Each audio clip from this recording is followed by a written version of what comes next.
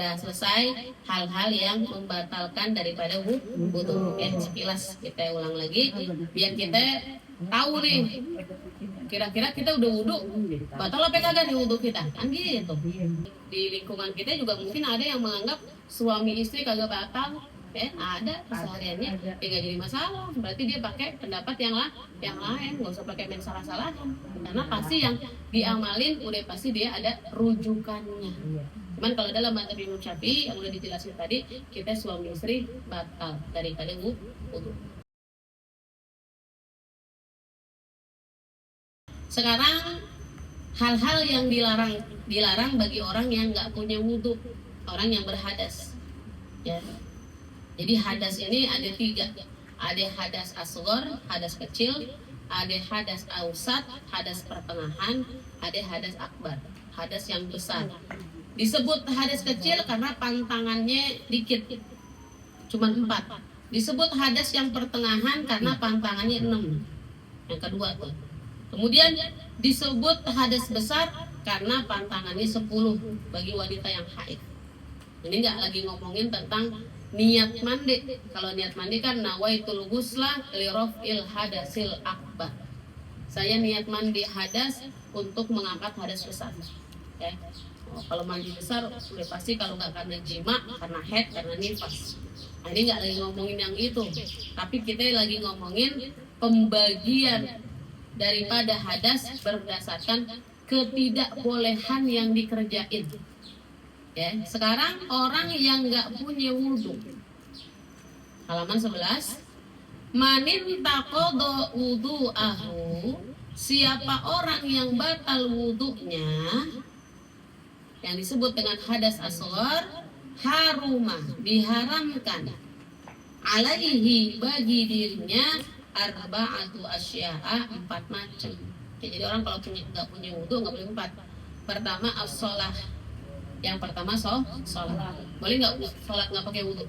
Nggak boleh. Ya, karena kata Nabi, la yaqbalullahu sholata ahadikum idza ahdasa hatta yatawadda. Tidaklah Allah menerima sholat di antara kalian ketika masih dalam keadaan berhadas sampai dia ngerjain wudhu. Kalau kita ngambil hadis Nabi, mana ada sih orang sholat nggak pakai wudhu? Udah pasti orang kalau mau sholat pasti wudhu. Cuma Nabi nekenin begini, orang sholat nggak wudhu nggak bakal diterima. Kenapa? Sebab banyak orang dia menyangka dirinya berwudhu, padahal wudhu yang dikerjain nggak ngangkat dia punya hadas. Ya? Kita kan udah bahas tuh rukun wudhu. Di mana pertama kerjaan wudhu, kalau ibu mau pakai yang sunnah dari mulai ibu bersihin tangan, balik ke tangan, kemudian berkumur dengan keafdolan sampai kita muter-muterin air di mulut kita, ngejalanin di ujung kerongkongan kita, baru kita buang tuh air. Jadi yang pertama kalau wudhunya batal nggak boleh sholat, kecuali orang yang dalam keadaan darurat. Siapa itu? Orang yang di atas pesawat, orang yang di kendaraan. Ya, kalau dia benar-benar nggak nemuin tempat untuk dia ngerjain sholat, maka ada istilah sholat namanya lihurmatil waktu. Sholat untuk menghormati waktu yang datang. Ya. Naik bis, naik pesawat, ya udah, tuh nama sholatnya sholat hormat waktu. Apa yang maksudnya? Kita ngerjain sholat dalam rangka biasa, kayak biasa aja. Ya. Begitu kita takbir Allah, hati kita bilang usolli fardhu zuhri lillahi ta'ala, udah kita sholat rukuk semampunya kita. Cuma sekedar menyebabkan kita nggak dosa. Karena waktu sholat udah datang, kita udah menggugurkan. Cuma itu sholat belum dihitung sah. Sebab syarat sah sholatnya banyak yang nggak terpenuhi. Kita nggak wudu, ya, atau mungkin ada di antara pakaian dan badan kita yang di situ ada najis yang belum kita basuh. Kita yang nggak bisa sholat sempurna dengan berdiri, nggak ada rukuk, nggak ada sujud. Pokoknya setiap sholat fardu yang dikerjain di kendaraan, yang kita dirinya nggak sempurna, yang kita sujudnya nggak sempurna, ntar kapan tuh? Tadi ada sholat ini ada mengulang sholat yang tadinya udah kita kerjain tapi belum sah. Udah kita kerjain sesampainya kita di rumah. walaupun sampai di rumahnya jam 7. Sholatnya apa tadi? Zuhur sama asar, ya nggak apa-apa, karena sholat ada, sholat qadha itu waktunya kapan aja, ya nggak harus di waktunya. Boleh dibilang qadha, boleh dibilang iadah. Sebenarnya sholat itu kan 3, ada yang namanya adaan. Kalau adaan namanya tunai. Datang zuhur kita sholat zuhur, datang asar itu sholat asar. Biasanya di niat sholat kita begitu, adaan lillahi ta'ala. Ada lagi namanya i'adatan. Artinya i'adatan tuh mengulang. Mana yang tadi kayak sholat hormat waktu. Kenapa? Kita udah sholat, tapi sholat kita tetap harus diulang karena belum sah secara syarat-syaratnya nggak terpenuhi. Ada lagi nama sholat qadhaan. Kalau qadhaan namanya sholat ganti. Kalau sholat ganti itu namanya sholat yang belum sama sekali kita kerjain. Contoh kita haid, begitu jam 9 kita kencing ganti pembalut, tau-taunya sampai zuhur kita nggak kencing lagi, pas asar kita lihat udah sama sekali nggak ada darah. Maka tuh kan kita wajib mandi. Ketika kita mandi, asarnya kita sholat, zuhurnya kita harus qadha. Kenapa? Karena udah dipastikan pas waktu zuhur kita sebenarnya udah suci. Jadi kalau kita haid begitu tuh, mandinya di asar, zuhur wajib diqadha. Karena dimungkinkan kita udah bersih, apa di jam 2:30-nya mungkin. Tapi kalau ganti pembalutnya jam 9 udah pasti tuh, udah suci. Atau sebaliknya kita mandinya di waktu menjelang subuh, maka isanya kalau masih ada waktu kita sholat, maghribnya kita qadha. Kalau sholatnya setelah subuh, ya mandinya pas udah azan baru mandi, maka wajib qadha dua-duanya, maghrib sama isya. Jadi semua waktu yang bisa dijamak sholat ketika kita mandi di ujung waktu yang kedua, maka sholat yang pertama wajib diqadha. Apa arti qadha tadi? Ganti, karena kita belum ngerjain. Atau dulu semasa muda kita banyak suka ninggalin sholat. Apa kita udah bersih, nggak buru-buru mandi. Kan sholat wajib itu bukan gara-gara kita mandinya. Kita udah wajib sholat ketika darahnya udah putus. Kita kan salah. Selama ini kita ngartiin belum mandi. Udah suci darahnya dari hari Jumat, Sabtunya mau jalan-jalan, ntar aja mandinya hari ini. Gas. Gak boleh, ya kan? Gak boleh. Berarti apa tuh? Seharian 5 waktu tuh namanya qadha. Kenapa? Karena semua sholat yang pernah tertinggal itu tetap menjadi hutang. Ya. Kalau dalam istilah dainullahi ahaqqu bil qadha, utang sama Allah lebih wajib buat kita bayar. Utang sama manusia wajib gak dibayar? Wajib, apalagi utang kita sama Allah. Ntar begitu kita ada usaha membayar, Allah itu rahmatnya luas. Andai kata kita belum sampai ke kelunasan tuh kewajiban kita dibayar, tapi kita udah ada usaha membayar, insya Allah mudah-mudahan Allah ampunin yang kurang-kurang. Ya, beda kalau sama sekali kita nggak ngebayar. Jadi masalahnya apa? Masalahnya jangankan ini kita orang Islam nggak sholat, terus kita nggak bayar sholat kita malah nambahin yang sunnah. Sunnah ame wajib itu derajatnya kagak sama. Sekarang ibu punya utang ame tetangga, utang 500.000, terusnya hari Minggu ibu masak sop banyak, ibu bawain semangkok. Itu kan namanya sedekah, sunnah. Utangnya 500.000 nggak dibayar-bayar. Kira-kira jadi bikin lunas nggak? Hari Minggu bawain sop, besokannya lagi bawain soto. Kata ibu, itu sop gua reken dah 50.000. Bisa nggak begitu? Nggak bisa. Jadi kalau kita ibadah, memang ketika hadis Nabi mengatakan ada hambanya Allah dicabut nyawanya, Allah tanya, ada yang kurang nggak dari kerjaan wajibnya? Katanya malaikat, banyak yang kurang. Ada kerjaan sunnahnya nggak? Ada kerjaan sunnahnya. Maka kata Allah, sempurnakan kerjaan wajibnya dengan sunnahnya. Tapi kan kurang, bukan yang tertinggal. Kalau kurang mah kita setiap sholat emang kurang mulu.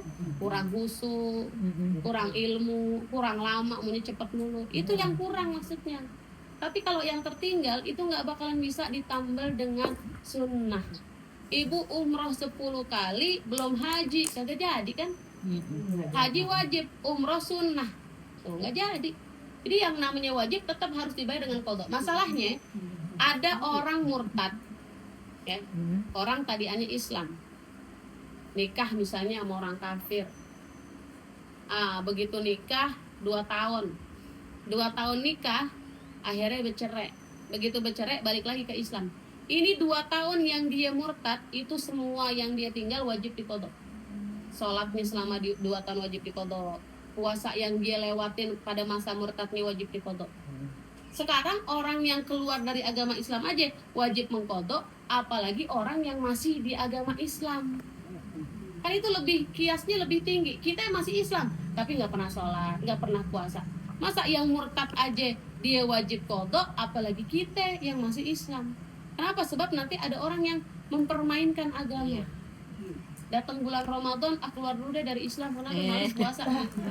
Ntar lebaran masuk lagi agama Islam. Sebulan doang. Mau keluar negeri biar nggak, mau keluar kota, mau jalan-jalan keluar dulu dari agama Islam. Kenapa? Biar nggak kena syariat. Kan repot jadinya.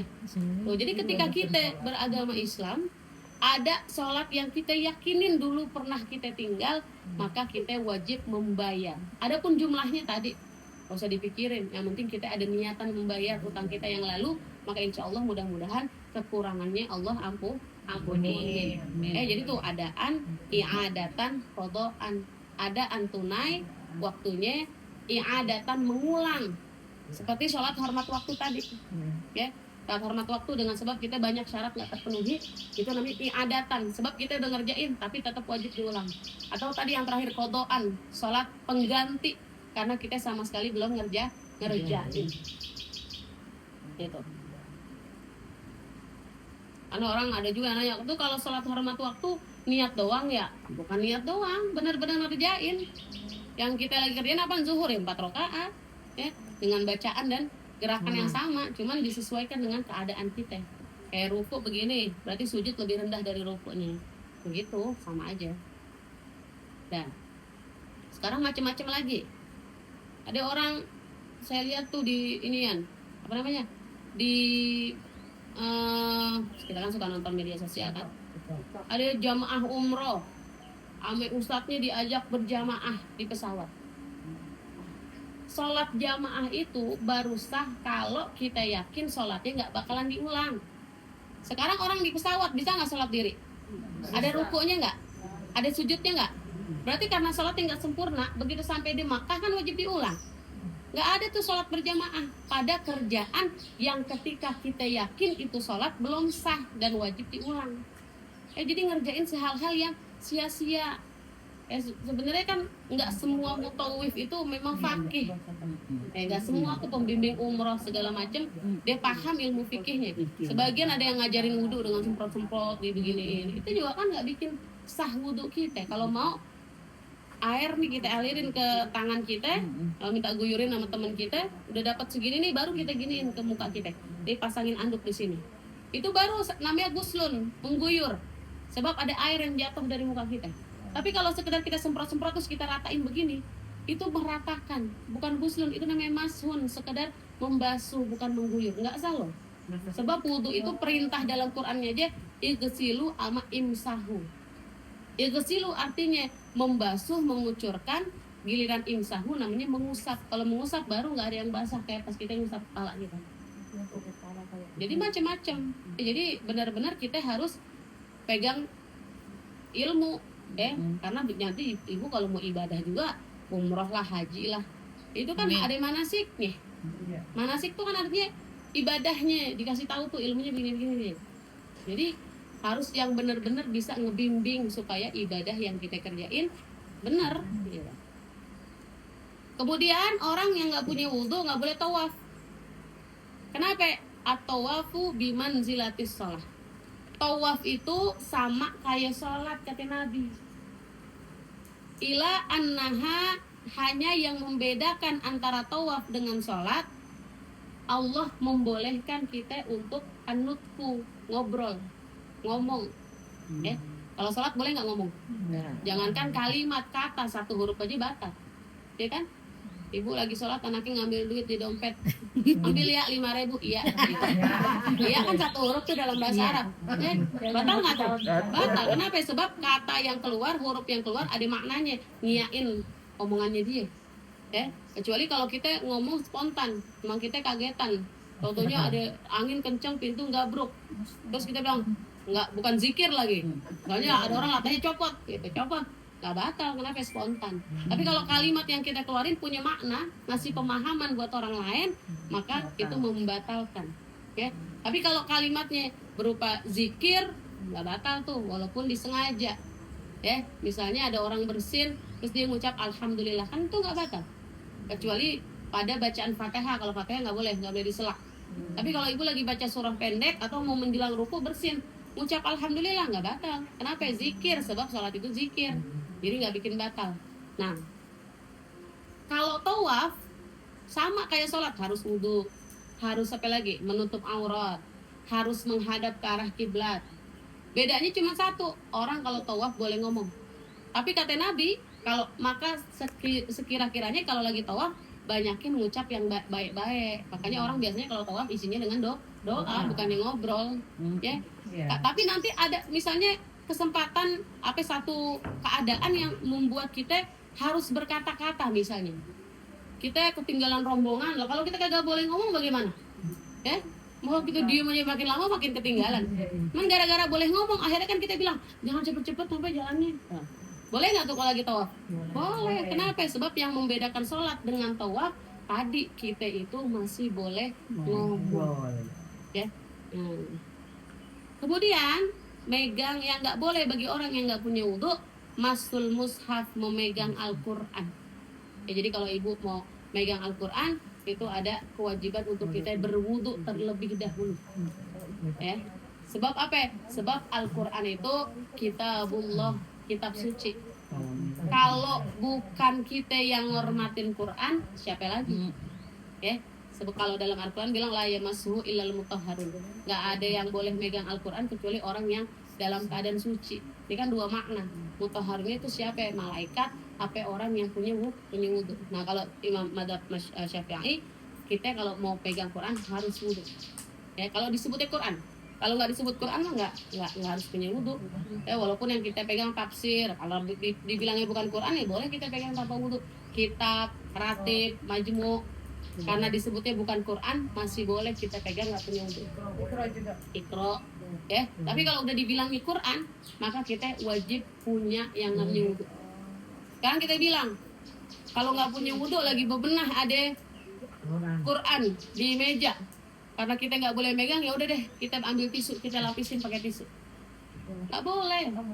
Kenapa? Sebab nggak boleh megangnya ihtiroman, dalam rangka kita memuliakan Al-Quran. Sekarang kalau kita ambil tisu dengan tujuan supaya nggak megang langsung, yang ada malah justru menganggap Al-Quran itu sesuatu yang jijik. Masa jadi megang Quran pakai jilbab ini? Tuh, jadi bukan karena ketidakbolehannya, bukan karena persentuhannya, tapi ketidakbolehannya ihtiromannya, memuliakan Al-Qur'annya. Bahwa kita memuliakan Al-Qur'an dengan kita memegangnya dalam keadaan kita suci. Ya, jadi wudhu dulu dah tuh. Kan tadi begitu, wudhunya pahalanya gede, jadi malas ngerjainnya.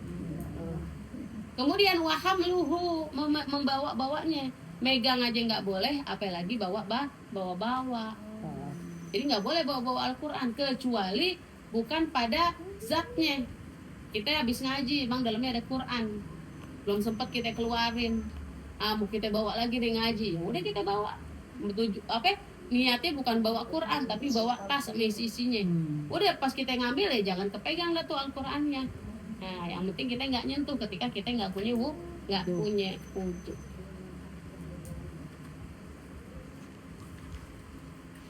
Nah, itu kalau kita nggak punya wudhu, nggak boleh 4, nggak boleh sholat, nggak boleh tawaf, nggak boleh megang Quran, nggak boleh bawa Quran.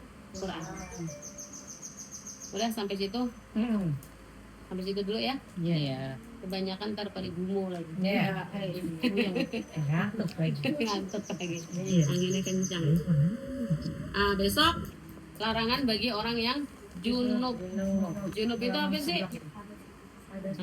Orang yang habis jima hubungan suami istri. Karena nanti dibedain Ada orang haid, ada orang nifas. Kalau haid, walaupun nanti niat mandinya sama kan. Kalau kita bilang nawaitul wudu'a li raf'il hadasil akbar, itu kan udah bawa semuanya. Tapi kalau ada orang ngerinci nawaitul wudu'a li raf'il hadasi anil haidi, anil janabati. Nah, itu terserah aja. Tapi kalau kita bilang nawaitul ghusla li raf'il hadasil akbar, itu semua hadas besar udah keangkat itu. Nah, jadi sampai situ ya, sedikit mengulang dari hal-hal yang membatalkan wudu, dan juga bagi orang yang nggak punya wudu, nggak boleh sholat, nggak boleh tawaf, nggak boleh megang Quran, nggak boleh bawa Quran. Insya Allah kita bahas lanjutannya di pertemuan yang akan datang. Ya, kita ingetin nih, foto dulu dah. Apa ya? Iya.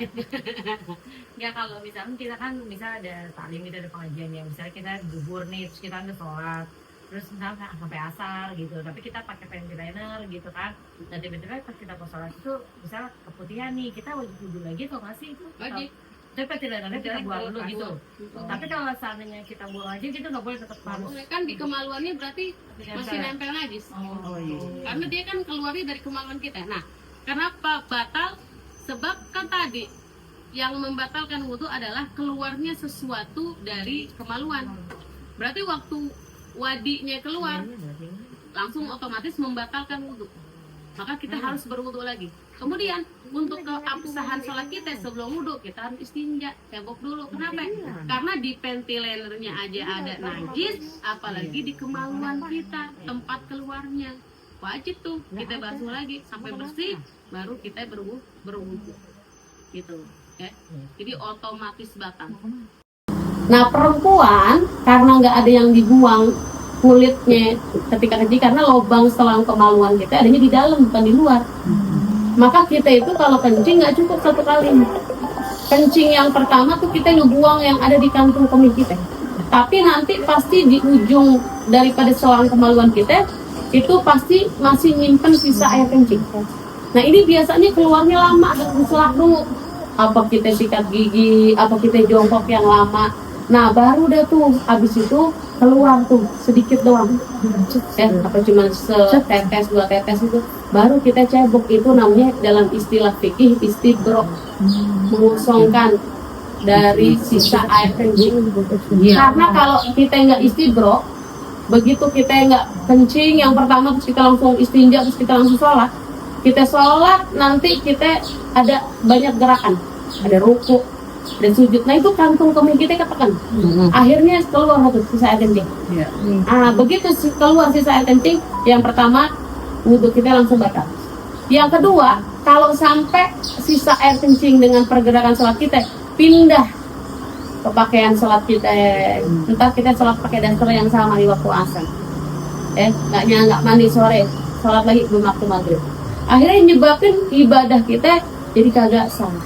Jadi ada kencing, ada istibro, ini harus kita kerjain, jangan sampai, karena Nabi udah pesen banget, inna amatu adabil qabri minal bauli, kebanyakan orang dikubur disiksa dengan sebab kencing.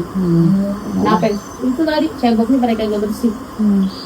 Gara-gara sisa air kencingnya belum sampai tiris, dia nggak paham ilmunya, akhirnya dia bawa ibadah dengan membawa najis. Jadi kalau secara sadar berasa kayak ada keluar, buka kain sholat kita, cebok lagi, wudhu lagi. Tapi kalau kita bilang nggak berasa keluar, tapi celana kita basah, itu kemungkinan air dari sisa rambut kemaluan yang waktu kita istinja tadi. Kalau nggak sampai berasa, karena biasanya kalau keluar pasti berasa, nggak mungkin nggak berasa. Kalau basah, lembab, nah itu dari rambut kemaluan. Makanya rambut kemaluan juga kan ada kesunahan untuk sekali dicukur. Paling lama 40 hari. Kalau udah lewat berapa, udah haul, udah 100 hari. Allah kasih dia lebih lama tumbuhnya daripada rambut atas kita. Mudah-mudahan yang dibahas Allah kasih kita pemahaman dan jadi ilmu yang bermanfaat. Amin ya Rabbal alamin. Dengan doa Al-Fatihah. Bismillahirrahmanirrahim. Alhamdulillahirabbil alamin. Iyyaka na'budu wa iyyaka nasta'in. Bismillahirrahmanirrahim. Alhamdulillahirabbil alamin. Amin. Shalli ala sayyidina Muhammad wa ala ali sayyidina Muhammad. Allahumma inna nas'aluka ilman nafi'an wa amalan mutaqabbalan wa rizqan halalan thayyiban mubarakan. Allahumma inna ala dhikrika wa syukrika wa husni ibadatik. Allahumma arzuqna fahman nabiyyin wa hifdzal mursalin wa ilhamal malaikati muqarrabin. Rabbana atina fid dunya hasanah wa fil akhirati hasanah wa qina adzabannar. Sallallahu ala sayyidina Muhammad wa ala alihi wasallam. Walhamdulillahirabbil alamin. Amin ya rabbal alamin. Assalamualaikum warahmatullahi wabarakatuh. Waalaikumsalam. Mulai tadi dengan pembacaan ratib, sholawat dan tausiah yang disampaikan, yang sudah disampaikan oleh Ustazah. Ya, semoga ilmu yang di-share oleh Ustazah hari ini bisa kita praktekkan kehidupan kita sehari-hari. Dan semoga ibu-ibu semuanya istiqomah ya. Dan setiap bulan yang ganti wajah yang setiap bulan. Mimi Divi udah sampai habis kali ini. Diva udah mulai lagi. Alhamdulillah insyaallah. Ya. Ya udah dimakan langsung aja ya, dimakan. Tadi mau itu. Apa tuh namanya? Yasin, tolong bacanya. Bukan Yasin, Al-Fatihah. Al-Fatihah. Kayaknya Al-Fatihah. Itu Yasin. Ini Rasya juga ya. Kita Al-Fatihah. Udah menjalankan berapa kali? Apaan sih? Dia nggak jadi nih. Dia nggak bisa tanggal 9. Makanya. Sekarang hari Sabtu. Kayaknya dapat bisa dapat sini Kitanya ini. Iya. Hari Sabtu kan aku aja. Capek besoknya ya. Ya serba salah ya, orang ada kepentingan masing-masing kan. Nanti aja lah kita arisan. Allahu Akbar. Ini malah jadi sama ya? Ya nggak tahu. Masih anget kan? Udah nggak anget maksudnya. Ini juga langsung habis, selesai ngaji juga nggak sampai selesai habis. Males nyucinya Ustazah. Emang bau kayu manis banget. Ini sampah mana sih? Plastik nggak ada? لا تكن لوحدي أو كيف السبيل أنت بالتحدي تصنع